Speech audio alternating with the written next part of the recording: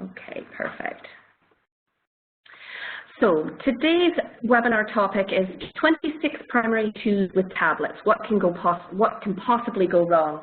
And lucky for me tonight, I'm going to be the host. So for those of you that don't know me, my name is Janice Pranstatter, and I'm a teaching and learning consultant for the United Kingdom and Ireland.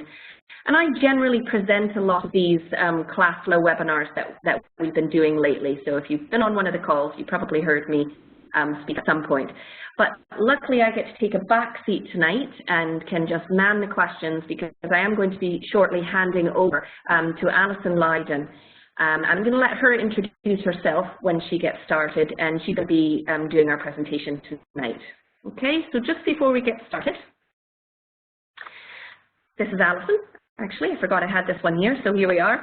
Alison Lydon is going to present, and she works at Erskine Stewart Melville School in Edinburgh, and she is also one of our Promethean advocates. We are always on the lookout for teachers who are interested in EdTech in the classroom and its use, and particularly interested in some of the stuff that our Promethean are doing. So if you are interested in finding out about our Promethean Advocate program, please just put a little something in the chat or just get in touch with myself, and I would be happy to have that conversation with you. Okay, so just before we start, I just want to make it clear to everybody. I think it was in the advertising for the webinar, but I always like to make sure that people know that what we're going to be talking about is ClassFlow today. So Alison is talking about using tablets with primary 2 children in the classroom. And she is going to talk about a little bit about the management of that and instruction of that and getting them used to using the technology. But in this particular case, the software that she's going to be using it with is ClassFlow. So for those of you that don't know what ClassFlow is Promethean's latest online lesson creation, lesson delivery software. It's free for anybody to use, and you can use it on any interactive display. So it doesn't matter if you don't have a Promethean interactive display in your classroom, you are still able to register for a free ClassFlow account and be able to do all the wonderful things that Alison is going to show you in this session. So if you are interested in getting yourself a free account, if you don't have one already, you would just go to classflow.co.uk, and Keely's going to put that in the chat for me, and you would just register there for your free account. We are doing lots of these webinars where we are specifically talking about the software and how to get started with it. And we do have a Getting Started with ClassFlow webinar called Using Technology Interactively on the 6th of June. So if you do want to find out specifically about getting started with ClassFlow after today's session, I would suggest that you register for that. Okay? So Alison is going to get you to be involved in today's lesson, or some people to be involved in today's lesson if possible. So to do that, she's going to get you to join her ClassFlow class. So I'm just going to come out of my presentation here just for a second. Actually, I'm not. I'm going to minimize my screen so I can toggle. So what you need to do is just in another browser window, or if you have a smartphone or a tablet next to you, you could use that as well. And open up a browser, and you want to go to classflow.co.uk/student. So I'll show you here. You can see, yep, I just want to go to classflow.co.uk/student, and then when you get to this screen, you want to click the Join Class tab, and you're going to type in the code. So the code for Alison's class is QQB2W, and I want to just join the class, and I'm going to type my name in and click Join Anyway. And once I've done that, I'll then come up with the holding page, and once Alison has started her lesson, I'll then be connected in. Okay, so it would be great if we could have some people, if you are able to, and as you can see, I can just toggle between the two windows. So the WebEx view and toggle to another browser window to the student view. If you prefer to just watch, that's no problem as well. Okay? So what I'm going to do now is I'm going to come out of my presentation, and I'm going to stop sharing my screen, and I'm going to hand the little ball over to Alison and let Alison share her screen so she can get started. I'm also going to mute myself, but as I said, I will be manning the chat and answering some questions in there tonight. Thanks, Alison.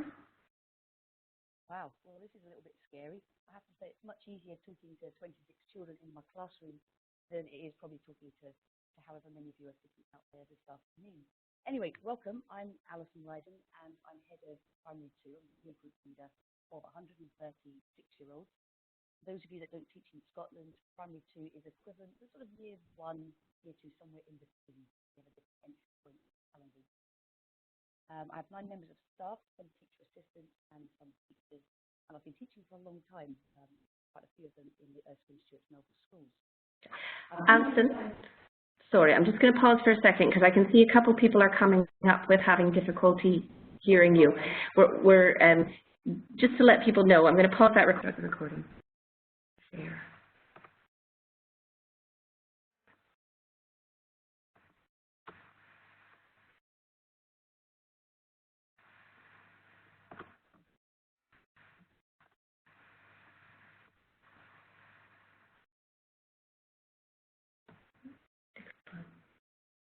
Okay, is everybody able to hear Alison okay? If you just chat in. Keely, are you able to hear us all right? Perfect. Okay. Okay. Oh, I've got to start all over again now, haven't I, Janice? So for those of you that couldn't hear me before, my name's Alison Lydon, and I'm head of Primary 2 in the Erskine Stuart Melville schools in Edinburgh. I've been teaching here for quite a few years. We have 130 Primary 2 children and 5 different classes with teacher assistants as well. I've been head of ICT before, so I've always been quite interested in technology, and we'll come on to more of that in a little bit. So, I have to say that it's much easier standing in front of 26 children, or probably even 260 children, than it is sitting here trying to make the technology work when you're not quite sure who can see what or who's been listening. So, my first one ever. Exciting. So what could possibly go wrong when you have 26 5-year-olds and 6-year-olds using tablets in the classroom with a piece of technology that not many people are using yet? Well, absolutely nothing. I'm a firm believer in trying lots of different things, and it is important to try and make things better in the classroom all the time. I don't want to stay and do exactly the same things for the rest of my career. So I'm always looking at things that can improve the engagement of children, things that can make my life easier as well. So I'm going to talk about what caught my interest in ClassFlow today. I'm going to tell you some of the things that I've been doing to get started, some lessons that I've worked, and some top tips. And I think it's really important for you all to understand that I'm not an expert at ClassFlow. This is my first month of using it, or I'm going to talk about my first month of using ClassFlow. So this isn't for people out there who are absolute technological geniuses. This is for people like me who love teaching, love children, and want the best for the students in our care. So what caught my eye with ClassFlow? Well, I started using ClassFlow actually a couple of years ago as an advocate. We were involved in some of the design process. And what it did to me was that it was so simple to use. I also loved the fact that I could edit anywhere. So I can be logged onto my tablet and I can work on the bus, I can work on the train, I can work whilst I'm picking up from gymnastics, taekwondo, football, rugby, hockey, and all the other activities that my children do. Other applications that I've used before, I've needed a PC and I've needed Wi-Fi. Whereas here, I just need the Wi-Fi and anything. I also like the opportunity of doing some of the activities in very different ways. So I'm always looking at different ways of doing spelling, different ways of looking at mental maths, different ways of engaging the children, looking at the same skills for the children to be learning, the same targets, the same concepts, but finding different ways for the children to learn. But I was a little bit worried at 5 and 6 years old, would it be too complicated? Would I be wasting my classroom time teaching them things that were overcomplicated, that were just not in the best use of my time? So we'll find out. I put a little white elephant on the screen here because I have been around for a long time and I've seen lots of technology that was promised to deliver absolutely everything and delivered hardly anything at all. Luckily, ClassFlow isn't one of those. So my plan of attack. I was going to need to register my class, and I'll come on to that a little bit later. But I needed to play with ClassFlow myself first. I have to say ClassFlow is massive. There are so many things that it does that I can't even start to discuss. So what I needed to do was have a little play and think what things were going to be the best. What things could I get the best buck for my money? So I started using some of the different activities and question polls and marketplace and things like that. So I had to play around with what I wanted it to learn. I can't learn everything. I'm still junior. I needed to prepare the class. I needed my 5- and 6-year-olds to have the skills ready to use ClassFlow with them, and I needed to test the technology. So these are all the things that I did before I started. Now, it's quite interesting working with iPads and thinking ahead to ClassFlow with my class. There were some things I needed to do. My class are used to QR codes. We use QR codes with iPads all the time, and that was really important. You can see on the right, there's a picture of one of my ClassFlow QR codes, which are stuck around my classroom, and I needed to train the children how to do that. I can now, well, within 2 weeks of showing the children, every child in the class could log on to ClassFlow within 5 minutes. Again, I don't want to be wasting 20 minutes getting everyone set up. They can all do within 5 minutes. I needed to teach them how to type in numbers on an iPad, and that seems really easy, and we just type in numbers all the time.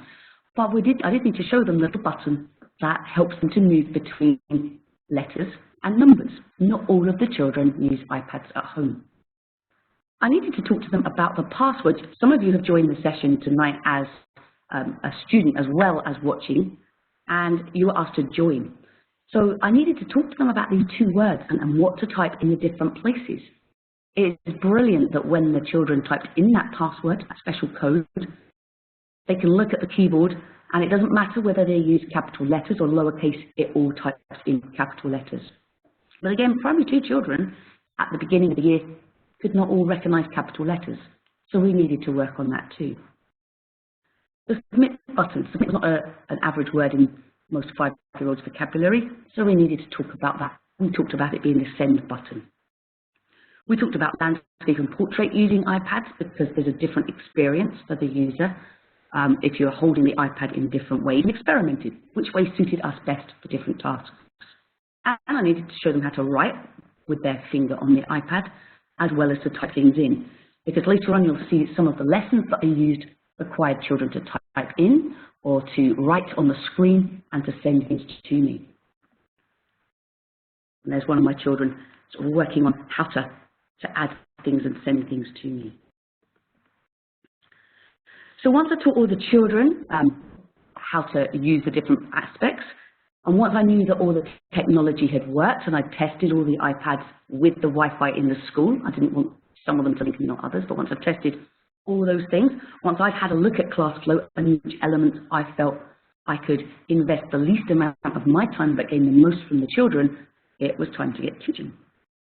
You can see one of my children there typing in the code ready to submit and coming to one of the lessons that I was working on. Now I decided to register my class because that way I could collect data and I could use that data and I could access that data again anywhere that I decided to go. So I could access the data, again, watching gymnastics or taekwondo. Now there are 2 ways of registering a class. One is a student-generated class. I should imagine that is ideal for older children, but it was not the way I went. I chose the teacher-generated class because they are just little. So I wanted to make sure they typed their names in correctly, that they were in the format that I wanted. I didn't put surnames in, I just put in their first name, again, to keep it as simple as I could for my wee children. It was really, really easy to register.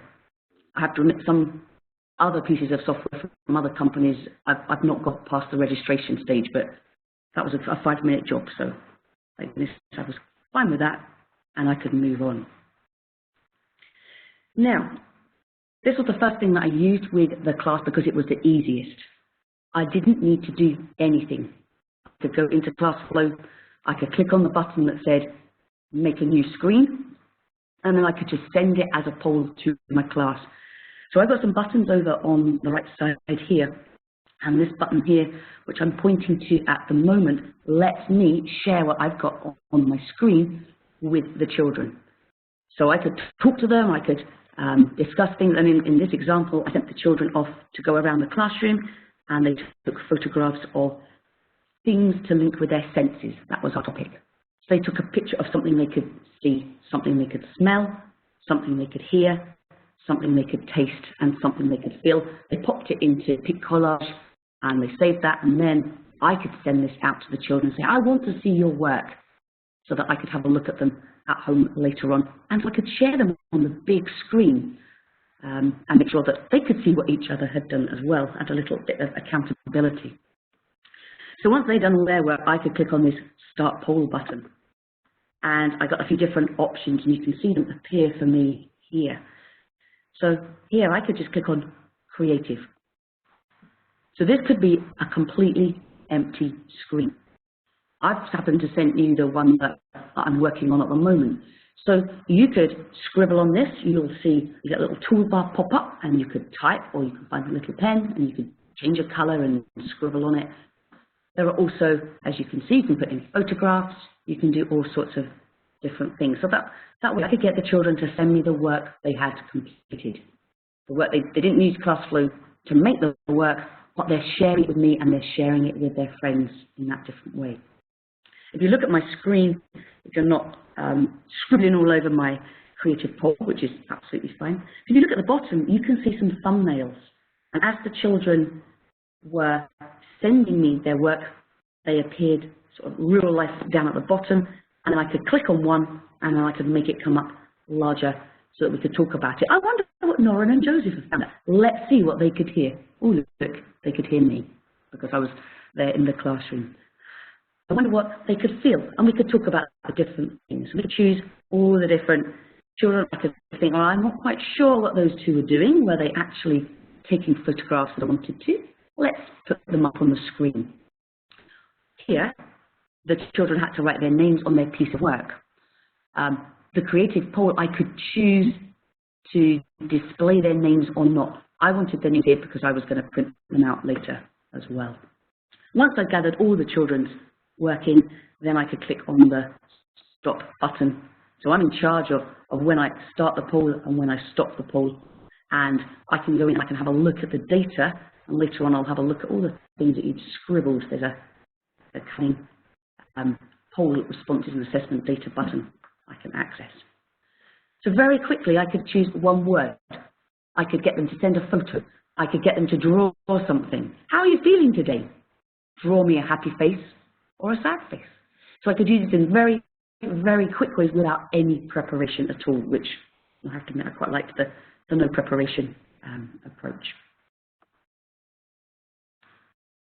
The second thing that I really felt was, again, very good value for money from ClassFlow, although it's free, so it doesn't cost anything, but it was a really easy and quick thing to do with the activities. Now on my blog, which I'll give you the details for at the end, I've worked out that I can now make an activity for sort of 10, 15 spelling words or maths sums by the time it takes me to boil the kettle. So I can be at home, I can boil the kettle, I can make my activity, I can pour my cup of tea and I can drink it, and it's ready for school the next day. So 2 minutes to make an activity. You can see here all the different options. There are ordering things, there are matching things. I've used the matching for some of the different easy and number, some sort of 6 had 3, and over on the other side having a 9. Here I've chosen a word search. The word search options here, I can put things in timelines. The memory game was really good fun. And again, they could sort of, it's like the Pelmanism games, you can turn 2 things over, do they match? So we looked at some doubles with that as well. So lots of different sorts of things. And again, I could just leave this running. I could have my work happening in the classroom. The children, when they finished, I could say, oh, you finished. I've got the spelling word search up, so you're going to need to just go into ClassFlow and I can have this sent to them. It'll just be there running. They're just happening for them all the time. Here are a couple of them working on it. So you can see it's not that we're doing everything on iPads. We still have our books and our jotters we call them in Scotland, behind us. And here are two children working on exactly the same word search, but if you notice, the words are in different places as well. So although they are sitting next to each other with exactly the same words, if I've chosen the same words, then they have to put them in different places. They have to find them still. They quite like the fact that they couldn't copy. I like that even more than they did. So here is an activity. Should send up. Again, there are so many different templates that you could choose. I'm just going to get Alison to just flip over to the student screen because I know not everybody was able to get connected onto the student view. In actual fact, it hasn't even come. I haven't sent it yet. Oh, that's because Alison hasn't sent it yet. Well, let her send it. So the send button is just over here. So, right. Okay, and now we should be able to see that in the student view. It does sometimes take a little bit longer to come because it's a bigger graphic. So you can see at the bottom there's a timer. The timer doesn't stop, but it does at the end, because the children have logged in with their own name through ClassFlow, it does give me an indication of their times at the end. So I can look at the data when I get home and go, wow, Joseph did that in 32 seconds. Oh, Bob took 3 minutes 42. Someone didn't finish. And I can decide, was that because they visited the bathroom halfway through, or they were really struggling with some of the work that they did. So if I'm looking for, here we've got the word quack, so I can just, if I choose something that doesn't work, it doesn't let me do it. Something that, it doesn't work. So, but I have got there quiet. And you can see on the right, those words grey themselves out, and there's a scroll down here so they can see all of the different words as well. So the children really enjoyed using that. I'm going to come back to my one here. And go to the next page. So if you come back to the main presentation, now you can always carry on playing that word search later on, or even better, spend a couple of minutes in ClassFlow and make your own one. Something else I really enjoyed for part of our language work is the word seed poll that can be used. Children can send me words, but the words come in a slightly different way to them just writing them on a screen or typing them in, as I will show you just now. So I would use this instead of the children using their whiteboards. You can see them here. Often I'd say, oh, send me a noun. So hold up, I want a noun, put it on your whiteboard, hold it up, and then you can see some boys there already checking each other's words out and seeing what everybody else has written. Whereas if I go to, I can have this screen on my board, so I can give me an adjective to describe how you're feeling right now. It's really interesting. If I click on the poll button here, then I can choose a word seed. And if you go to the child's, is that the children's screen again now, you can see that the screen is there and I can type something in. Just I think I'm going to put in here a little bit tired. It's been quite a long day today. So I can type in how I'm feeling. At the bottom is the submit button. You can feel free to send me whatever word you'd like. I'm going to come back to my screen. I can see up here how many people are sending me all the different responses, and because this is on the internet, everything's just coming in, which is great. I can decide to stop this if I want. Over here, I've got my pause on my stop.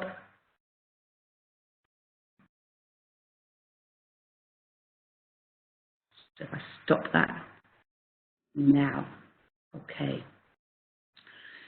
So I'm just reading all the chat that comes in. So I'm not very good at multitasking. I should be as a primary school teacher, but I keep wanting to see what people are typing in.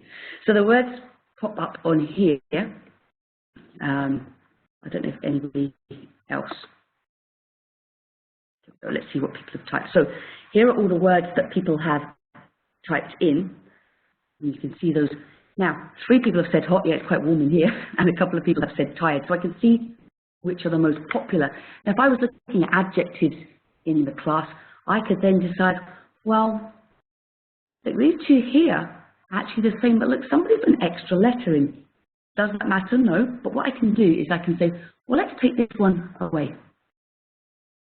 So I'm going to remove that one. And now I've already whittled down. I wonder which of these words is the one that really describes how we are feeling in the classroom. I wonder if one of these words is slightly more ambitious than some of the others. So I could say, well, hot's a good word. And if I'm hovering here, I can see who's said that. But today, I don't think hot is the best word. And as a class, we could then discuss which word we felt was one that we wanted to keep, or we could leave this all up as a word bank for the creative writing that we were working on later on before. So, word seeds, really easy way of getting different words and then manipulating and adding and taking away words. I could still have written on there. I've still got my pen, so I could have written on there extra words that we come up with as well. Okay, let's move on. So as well as language work, as well as spelling that I showed you earlier and some of the activities, again, I talked about how I like to do things in different ways. I've got sets of ladybirds in the classroom, laminated ladybirds, and we use these to investigate doubles. This is one of my doubles lessons, or one I think I inherited from probably somebody who's listening tonight, so I won't name you just yet. The children were asked to investigate. We have the ladybird here, 3 spots this side, 3 spots that side. Double 3 is 1, 2, 3, 4, 5, 6. We write a 6. I could send this out to the children, or they could work on it with their counters and their ladybirds, and I could be using this either way. So an easy way of just doing exactly what I would be doing anyway, but not having to hand out all those counters, not having children go, I've dropped a counter, where's the counter? I'm just going to go get that counter. I've lost the counters, I haven't got enough counters. This way we've got digital ones. It's not always right to use things digitally, but it's just another option. And on the board, I can be working on this and I can send it out to the children.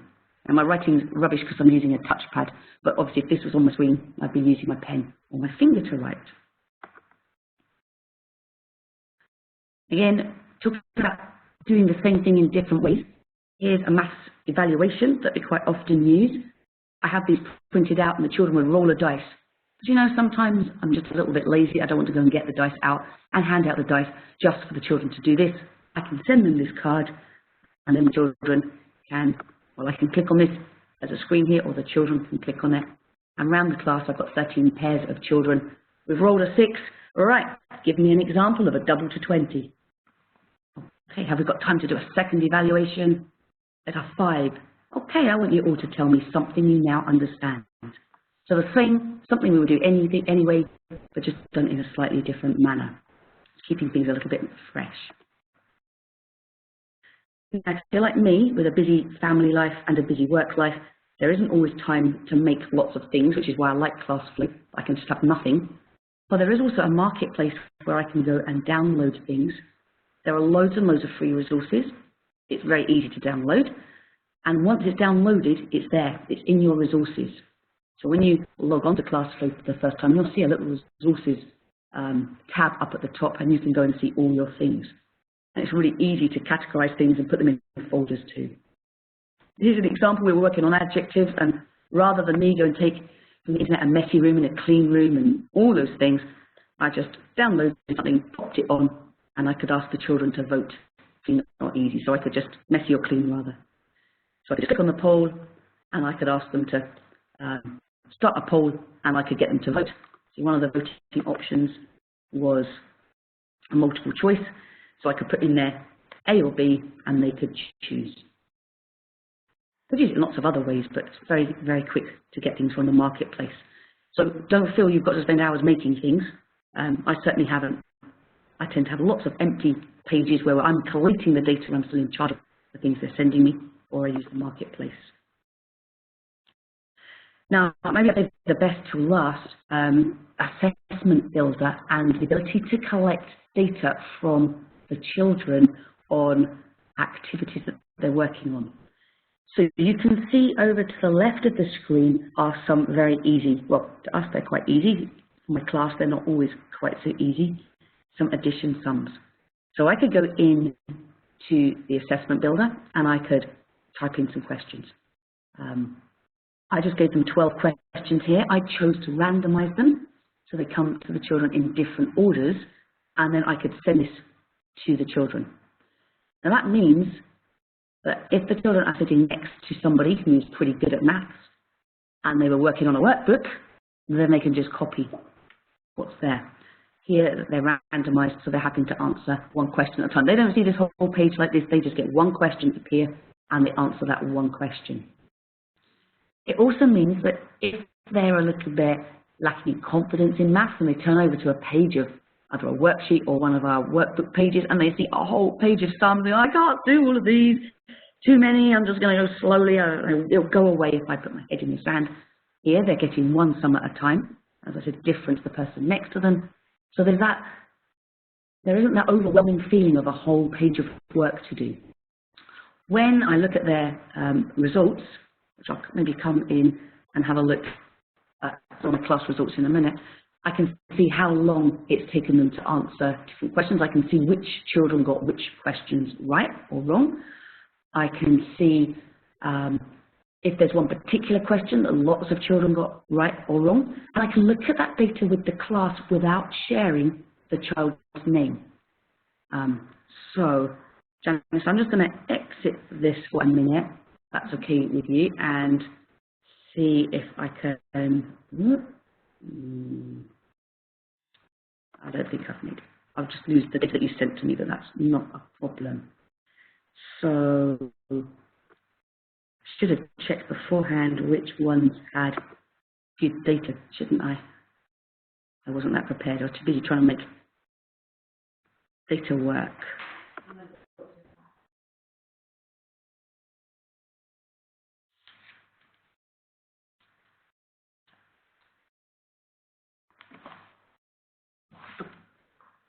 Is it doing that? So if I click on,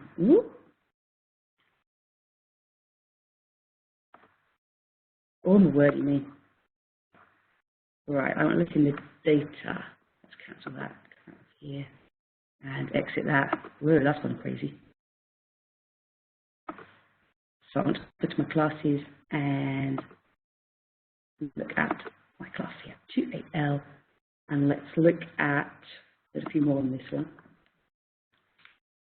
So here are the results. You can see that down the side it's got the student number, but I can click on this button over at the top.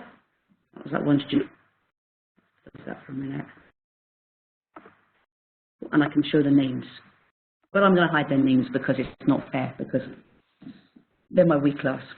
But I could look at the different names of the children. I can look across and see whether a child got things right or wrong.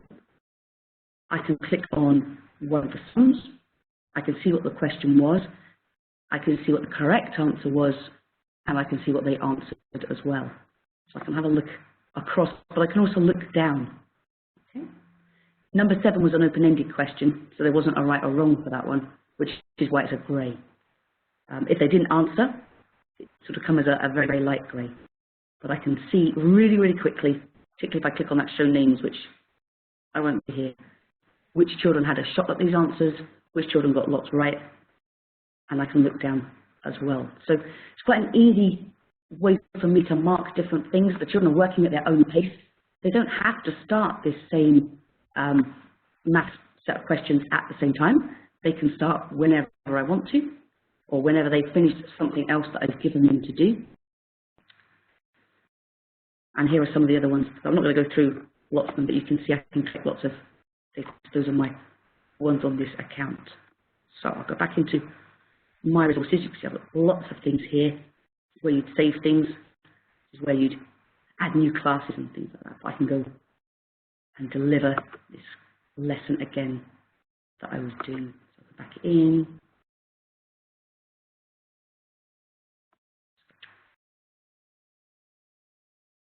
Oh, instant whiteboard. You can tell it's been a long day. Right, back into there, deliver this lesson as an ad hoc.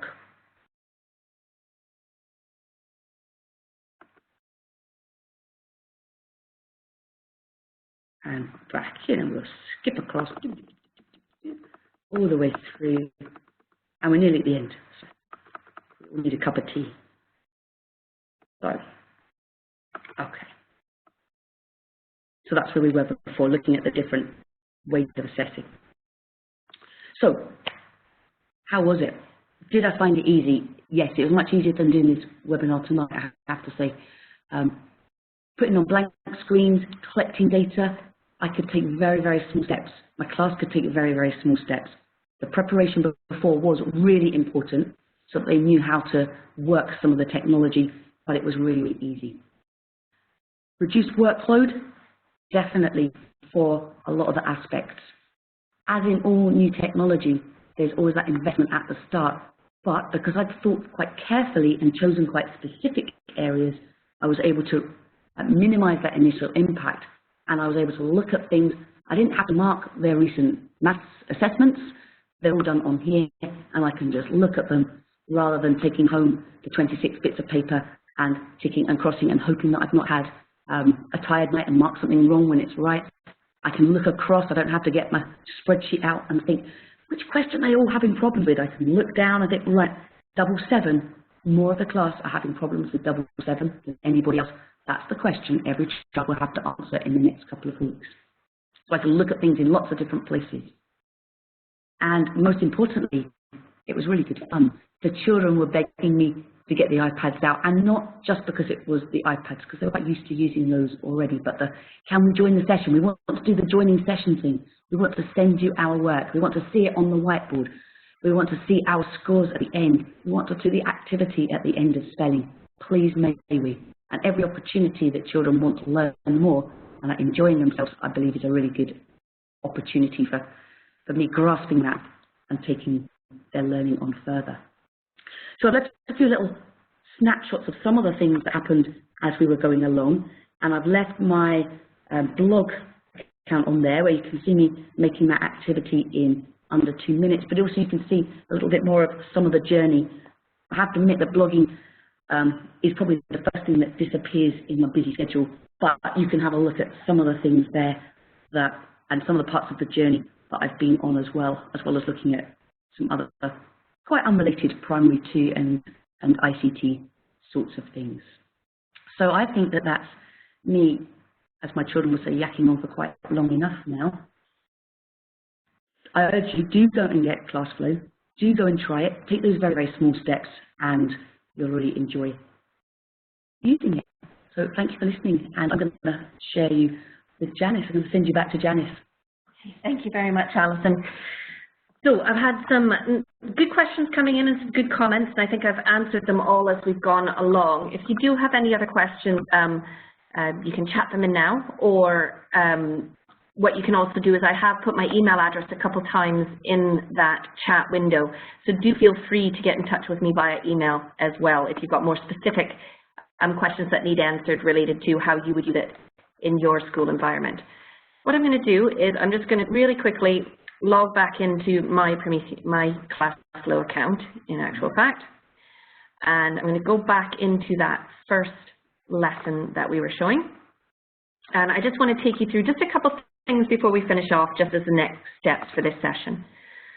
So I know that some of the people that have come on the WebEx tonight weren't familiar with ClassFlow before we started, and I hope that Alison has given you some compelling reasons to have a look at ClassFlow, get yourself registered and see what it has to offer. Okay, so as I said, we do have a full schedule of webinars that we're running. We have another 2 that we're going to run before the end of this school year, and then we're going to be picking up with even more in the next school year. The next session is on Tuesday the 6th of June, and it's again at the same time. And this one is using technology to increase student engagement. And I will tell you that this session is really focusing on getting started with ClassFlow. So right from when you first register to going in and starting to be able to use it to create your own lessons, to store your content and everything else. So if we have whet your appetite for ClassFlow tonight, then please make sure that you get registered for this. And don't worry about writing that URL down madly at the bottom, because we will be following up this webinar with a link to this session's recording, so you can watch it again and share it with whoever you would like if you think other people would be interested in seeing it.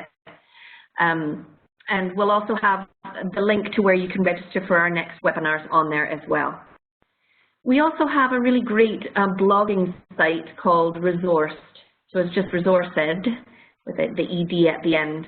And there's some great information about using ClassFlow in the classroom on the site, as well as information just about general technology use in there. So it's not all about Promethean products and ClassFlow. So if you haven't heard of Resource, it's another place that I would recommend that you have a look at, just to see some great discussions about what's going on with EdTech in the classroom. You can also find all of our registration, our emails to register just by going up to the upcoming events at the top there, and you can register for any other ClassFlow sessions that we have coming up. Just to finish off, ClassFlow itself comes built in with lots of support to help teachers get started. Okay, so not only are we running things like this, these free webinars, all of our webinars are stored on our YouTube channel, which is Promethean UKI. So if you just type that into YouTube, you'll be able to see our channel right at the top. And we have a playlist there that's ClassFlow webinars. So you can go back and you can watch any of the recordings from these sessions at any time. Within the software itself, anytime you see the little question mark on any page, if you click that, you notice that there's video tutorials to help you get started there. Back when I'm in my builder and in my resources, my home screen, you also have a live chat facility as well. So you can start a conversation with a support person and have a live chat back and forth with them as well. But the other thing we do offer is another tenant here called learn.classflow.co.uk, where we have some free courses to get to people. If you don't want to learn as you go, you'd rather go through some professional development tutorials yourself first, then this is a good way to start. And again, don't worry about trying to write down that bit.ly link at the bottom, because we will be sending that out on the follow-up email after this session. So just to finish off, we are on social media, so we always love to have a follow, a like, or whatever else you do on the various social media sites. So it would be great for anybody tonight if you want to just ask us any questions. It's a really good way of getting in contact with us. And just to finish up, I want to say thank you very much to Allison tonight. I hope that you enjoyed her session, and do apologize for the little technical issues, but I think we managed to make it work in the end. So what I'm going to do is I'm just going to stop sharing the screen so I can see the chat and see if there's any questions there that haven't been answered. But if not, thank you very much, everybody, for joining us tonight, and hopefully we'll see you on another webinar in the future. Thanks.